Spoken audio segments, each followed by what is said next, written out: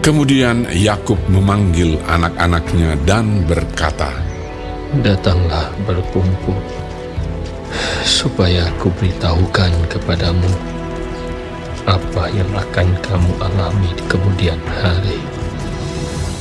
Berhimpunlah kamu dan dengarlah, ya anak-anak Yakub, dengarlah kepada Israel, ayahmu. Ruben, engkaulah anak sulungku, kekuatanku, dan permulaan kegagahanku. Engkaulah yang terutama dalam keluhuran, yang terutama dalam kesanggupan. Engkau yang membual sebagai air, tidak lagi engkau yang terutama, sebab engkau telah menaiki tempat tidur ayahmu. Waktu itu engkau telah melanggar kesuciannya. Dia telah menaiki petiduranku." Simeon dan Lewi bersaudara. Senjata mereka ialah alat kekerasan. Janganlah kiranya jiwaku turut dalam permufakatan mereka. Janganlah kiranya rohku bersatu dengan perkumpulan mereka. Sebab dalam kemarahannya mereka telah membunuh orang, dan dalam keangkaraannya mereka telah memotong urat keting lembu. Terkutuklah kemarahan mereka, sebab amarahnya keras. Terkutuklah keberangan mereka, sebab berangnya bengis. Aku akan membagi-bagikan mereka di antara anak-anak Yakub dan menyerahkan mereka di antara anak-anak Israel. Yehuda, engkau akan dipuji oleh saudara-saudaramu. Tanganmu akan menekan tengkuk musuhmu. Kepadamu akan sujud anak-anak ayahmu. Yehuda adalah seperti anak singa. Setelah menerkam, engkau naik ke suatu tempat yang tinggi. Hai anakku, ia meniarap dan berbaring seperti singa jantan atau seperti singa betina. Siapakah yang berani membangunkannya? Tongkat kerajaan tidak akan beranjak dari Yehuda, ataupun lambang pemerintahan dari antara kakinya, sampai dia datang yang berhak atasnya, maka kepadanya akan takluk bangsa-bangsa. Ia akan menambatkan keledainya pada pohon anggur, dan anak keledainya pada pohon anggur pilihan. Ia akan mencuci pakaiannya dengan anggur, dan bajunya dengan darah buah anggur. Matanya akan merah karena anggur, dan giginya akan putih karena susu. Zebulon akan diam di tepi pantai laut.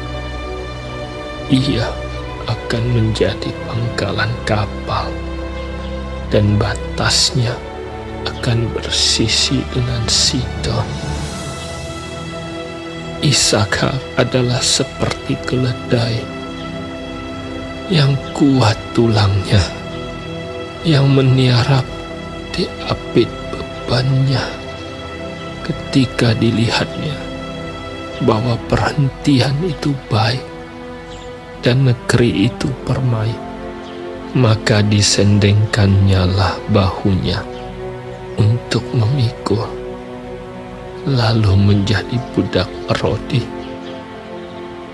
Adapun Dan, ia akan mengadili bangsanya sebagai salah satu suku Israel. Semoga Dan menjadi seperti ular di jalan, seperti ular beludak di denai yang memakut tumit kuda sehingga penunggangnya jatuh ke belakang. Aku menanti-nantikan keselamatannya daripadamu, ya Tuhan. Gad, ia akan diserang oleh gerombolan, tetapi ia akan menyerang tumit mereka. Asher, makanannya akan limpah mewah, dan ia akan memberikan santapan raja-raja. Naftali adalah seperti rusa betina yang terlepas. Ia akan melahirkan anak-anak indah. Yusuf adalah seperti pohon buah-buahan yang muda. Pohon buah-buahan yang muda pada mata air. Dahan-dahannya naik mengatasi tembok. Walaupun pemanah-pemanah telah mengusiknya, memanahnya dan menyerbunya, namun panahnya tetap kokoh dan lengan tangannya tinggal liat. Oleh pertolongan yang maha kuat pelindung Yakub, oleh sebab gembalanya gunung batu Israel, oleh Allah ayahmu yang akan menolong engkau, dan oleh Allah yang maha kuasa yang akan memberkati engkau dengan berkat dari langit di atas, dengan berkat samudra raya yang letaknya di bawah, dengan berkat buah dada dan kandungan. Berkat ayahmu melebihi berkat gunung-gunung yang sejak dahulu, yakni yang paling sedap di bukit-bukit yang berabad-abad. Semuanya itu akan turun ke atas kepala Yusuf, ke atas batu kepala orang yang teristimewa di antara saudara-saudaranya. Benyamin adalah seperti serigala yang menerkam. Pada waktu pagi ia memakan mangsanya, dan pada waktu petang ia membagi-bagi rampasannya. Itulah semuanya suku Israel, 12 jumlahnya. Dan itulah yang dikatakan ayahnya kepada mereka ketika ia memberkati mereka. Tiap-tiap orang diberkatinya dengan berkat yang diuntukkan kepada mereka masing-masing.